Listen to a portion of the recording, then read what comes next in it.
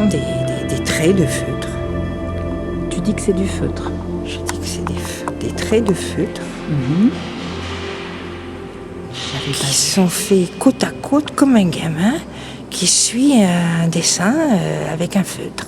D'accord. Gris, noir, blanc c'est les réserves. Et on a les traces de feutre. Et au final, on a une prodigieuse coupe minérale.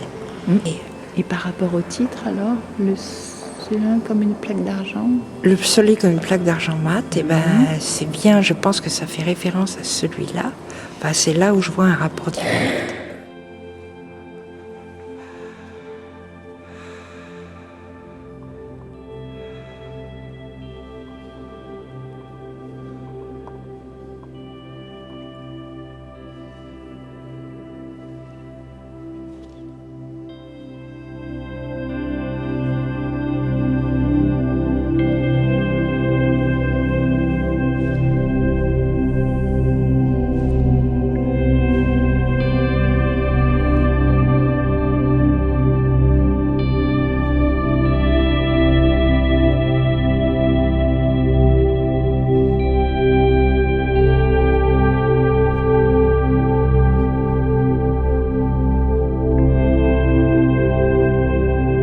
C'est comme les dessins des chairs, le blanc et le noir se mangent mutuellement et se donnent chacun une forme en creux.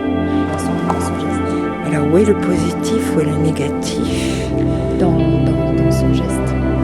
C'est là où on pense au Big Bang, c'est une espèce de mélange entre vide et matière, où les deux se valent au niveau de la surface et de l'énergie.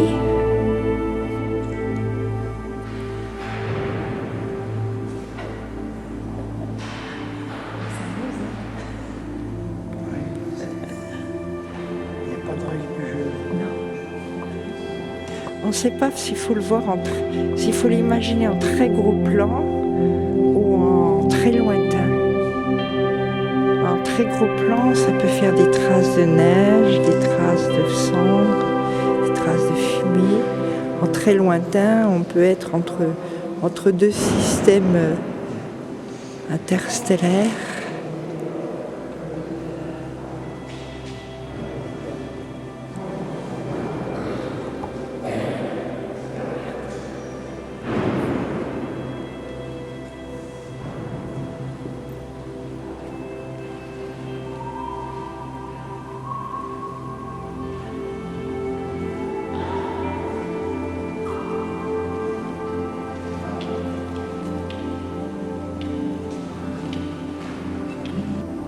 T'as vu que c'était le même pilier?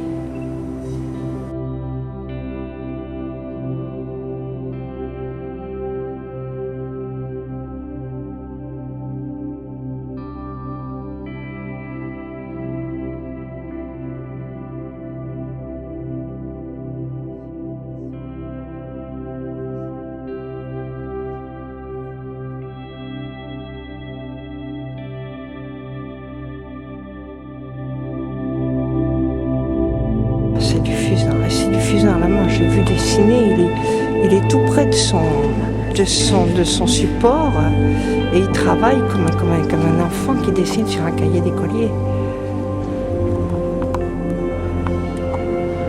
Alors il y a des grandes traînées, pleines d'élan. Oui, pour moi, c'est comme les échos du Big Bang au ralenti, dans une espèce de silence.